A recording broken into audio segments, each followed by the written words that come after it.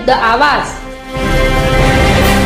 समाजसुधारक क्रांतीसूर्य महात्मा ज्योतिबा फुले यांना शत नमन. महात्मा ज्योतिबा फुले यांचा जन्म 11 एप्रिल 1827 साली पुण्यात झाला.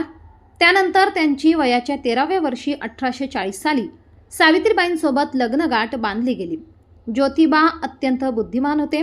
ज्योतिराव गोविंदराव फुले म्हणजेच महात्मा फुले या नावाने लोकप्रिय असणारे समाजसुधारक हे महाराष्ट्रातील एक सामाजिक कार्यकर्ते, विचारवंत, जातीविरोधी समाजसुधारक आणि लेखक होते. स्त्रियांना शिक्षणाचा हक्क मिळवून देणे, बालविवाहाला विरोध करणे, विधवा विवाहाला पाठिंबा देणे हे त्यांचे मूळ उद्दिष्ट होते. फुले यांना समाजाला कुप्रथा, अंधश्रद्धेच्या पाशातून मुक्त करायचे होते. ज्योतिबा फुले हे एक भारतीय समाजसुधारक, समाज प्रबोधक, विचारवंत, समाजसेवक, लेखक, तत्वज्ञ आणि क्रांतिकारी कार्यकर्ते होते. त्यांना महात्मा फुले आणि ज्योतिबा फुले म्हणूनही ओळखले जाते. या अनुषंगाने नवापूर येथील महामानव भारतरत्न डॉक्टर बाबासाहेब आंबेडकर चौक परिसरात महिला वर्गाच्या हस्ते महात्मा ज्योतिबा फुले यांचे प्रतिमा पूजन करून जयंती उत्साहात साजरी करण्यात आली.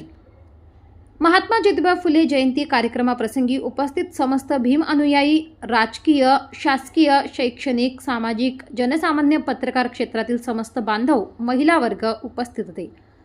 बुद्धवंदना ढिवरे सर यांनी केली, तर सूत्रसंचालन मंदा थोरात मॅडम यांनी केले, तर आभार सुनीता अमृतसागर मॅडम यांनी मानले. न्याय अन्याय न्यूज संपादक विजय तिजवीज, नवापूर. ज्योतिबा फुले यांच्या जयंतीनिमित्त आपण एकत्र जमलेलो आहोत.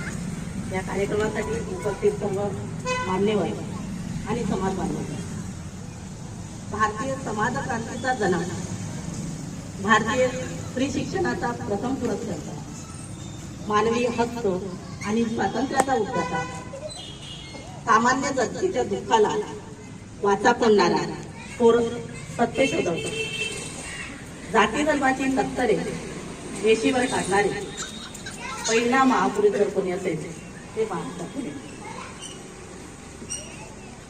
महात्मा फुले हे बहुजन समाजात जन्मलेले होते आणि त्याच्यामुळे त्याची झळ जी आहे ती अस्पृश्याने बहुजन समाजाला म्हणजे महात्मा ज्योतिबा फुले यांनाही पैसे होती.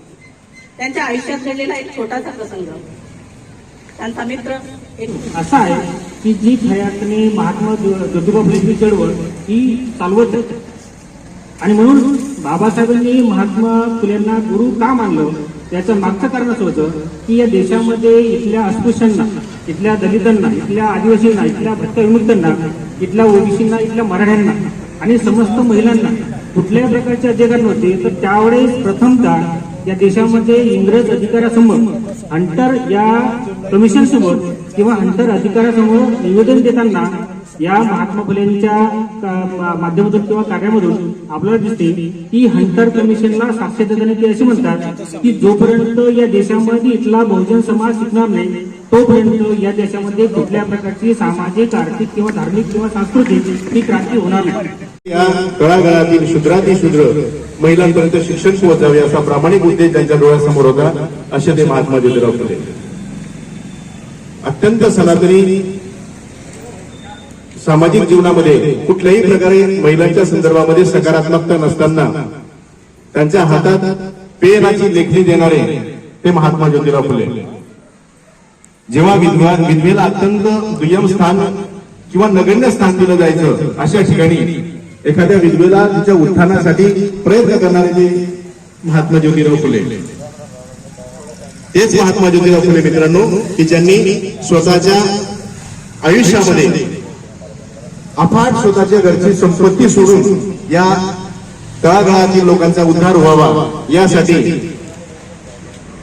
मराठी शिक्षणाची शाळा 1848 मध्ये सुरुवातीला प्रथमतः त्यांनी सुरू केली मित्रांनो. त्यावेळेस फक्त 4च मुली या शाळेमध्ये उपस्थित होत्या आणि त्यावेळेस मला आवर्जून सांगावंसं वाटतं की मूळतः ते माळी समाजाचे असताना माळी समाजाची एकही मुलगी त्या शाळेमध्ये नव्हती. म्हणजे स्वतःच्या समाजापासून विरोध असणाऱ्या त्या माणसाला आणि आपण प्रत्येक वेळेस ब्राह्मणांना विरोध करून चालणार नाही. तर जेव्हा भिडे गुरुजींनी त्यांना शाळा दिली तर त्या भिडे गुरुजींचा सुद्धा शतशः आभार असेल. जेव्हा ख्रिश्चन मिशनरीमध्ये त्यांना शाळेमध्ये त्यांना शिक्षण मिळालं तर ख्रिश्चन लोकांचेही खूप आभार आहे. कारण त्यांच्यामुळे आपल्यापर्यंत तो माणूस खऱ्या अर्थाने घडला. भिडे गुरुजींनी जेव्हा शाळा दिली तेव्हा संपूर्ण सनातनी परिस्थितीमध्ये अत्यंत विदारक अवस्था होती की आपण स्वतः सनातनी असून सुद्धा एखाद्या शूद्राला शाळेसाठी जागा द्यावी. फातिमा शेख आणि उस्मान भाई यांनी जर त्यांना जर निवारा दिला नसता, जेव्हा घरातून त्यांना हाकलून दिलं, गोविंदराव फुलेंनी सुद्धा सांगितलं तेव्हा अशा परिस्थितीमध्ये काढलं की दुसऱ्यांदा पहिल्यांदा रमाई जयंती आणि दुसऱ्यांदा